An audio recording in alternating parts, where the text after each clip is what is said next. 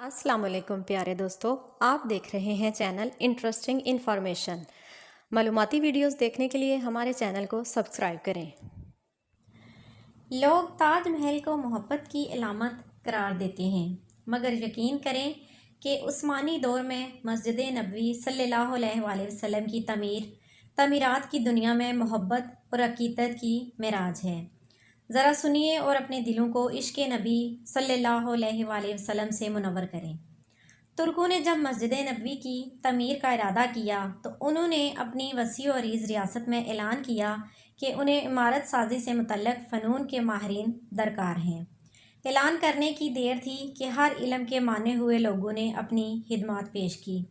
سلطان کے حکم سے استنبول کے باہر ایک شہر بسایا گیا، جس میں اطراف عالم سے آنے والے ان ماہرین کو الگ الگ محلوں میں بسایا گیا۔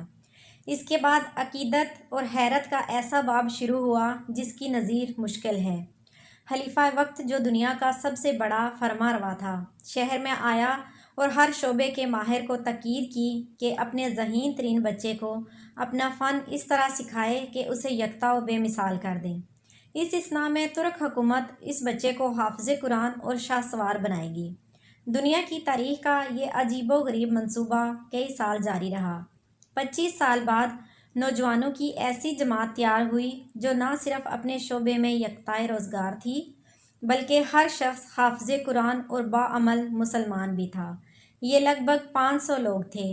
اسی دوران ترکوں نے پتھروں کی نئی کانیں دریافت کی، جنگلوں سے لکڑیاں کٹوائی، تختے حاصل کیے اور شیشے کا سامان بہن پہنچایا گیا۔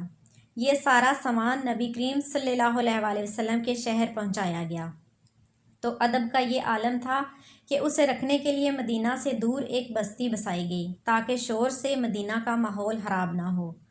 نبی صلی اللہ علیہ وآلہ وسلم کے ادب کی وجہ سے اگر کسی پتھر میں ترمیم کی ضرورت پڑتی تو اسے واپس اسی بستی بھیجا جاتا۔ ماہرین کو حکم تھا کہ ہر شخص کام کے دوران باوضو رہے اور درود شریف اور تلاوت قرآن میں مشغول رہے۔